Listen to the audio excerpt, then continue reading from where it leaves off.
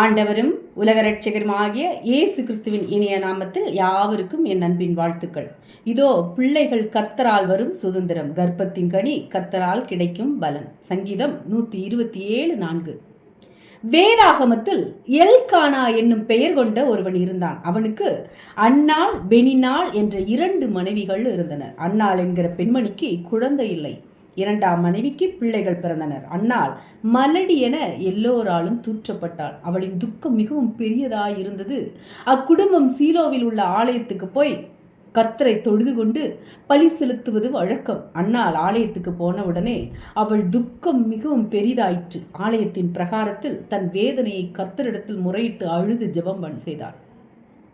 அவ்வாலயத்தின் ஆசாரியன் ஏலி அன்னாள் நீண்ட நேரம் அழுது ஜெபிப்பதை பார்த்து, அவள் குடித்துவிட்டு பிதற்றுகிறாள், உணர்வற்று இருப்பதாக நினைத்து, நீ எதுவரைக்கும் வெறித்திருப்பாய், உன் குடியை உன்னை விட்டு விலக்கு என்றார். அன்னாள் ஆசாரியனிடம், ஐயா, நான் குடிக்கவில்லை, என் துக்கம் பெரியது, என் இதய ஜெபத்தை கர்த்தருடைய சன்னதியில் ஊற்றிவிட்டேன் என்றார். ஏலி, அன்னாள் பிள்ளை செல்வத்திற்கு பிரார்த்தனையோடு வேண்டுகிறாள் என்று அறிந்து உன் விண்ணப்பத்தின்படியே உனக்கு கட்டளையிடுவாராக என்றார். அன்னாள் தனக்கு பிள்ளை செல்வத்தை தந்தால் அப்பிள்ளைக்கு சாமுவேல் என பெயரிட்டு அப்பிள்ளையை கடவுளுக்கு கொடுத்து விடுவேன் என்று பிரார்த்தனை செய்திருந்தாள். சாமுவேல் என்றால் கர்த்தரிடத்தில் பிச்சையாக பெற்றுக்கொண்டேன் என்ற அர்த்தமாம்.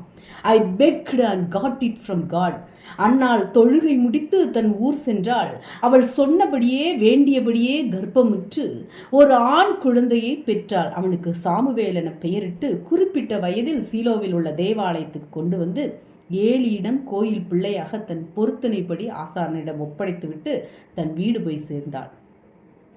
ஆலயத்தில் வளரும் பிள்ளைகள் ஆலய ஆசாரியனிடம் எழுந்ததும் தொழுகை முறையும் தோத்திர பாடல்களும் கல்வியும் கற்றுக்கொள்ளுவர்.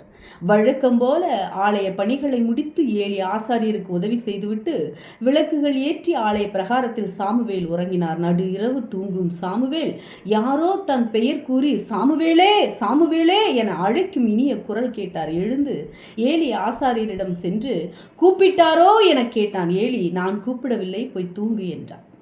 இவ்வாறு 3 தடவையும் கூப்பிட்ட குரல் கேட்டு ஆசாரியரிடம் போனபோது ஆசாரியர் சாமுவேலை கர்த்தர் கூப்பிடுகிறார் என்று அறிந்து, மறுபடியும் உன்னை கூப்பிட்டால் எழுந்து முழங்காலிட்டு சொல்லும், அடியேன் கேட்கிறேன் என செய்யும்படி கூறினார்.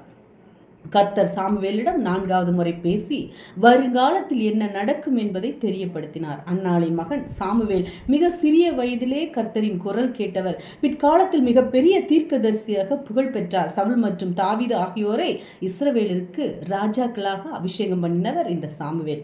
நாமும் நம் கர்த்தர் தந்த செல்வங்களாகிய குழந்தைகளை போற்றி வளர்ப்போம். கர்த்தர் தந்த மதிப்பிட முடியாத பெரும் செல்வம் நமது குழந்தைகள். அவர்களை அன்புடன் கனிவுடன் அறிவு செல்வங்களாக வளர்ப்போம். தேவன் தாமே இந்த வார்த்தைகளின் மூலம் உங்களை ஆசீர்வதிப்பாராக. நீங்கள் ஆசீர்வதிக்கப்பட்டவர்கள். அல்லேலூயா, பிரைஸ் காட்.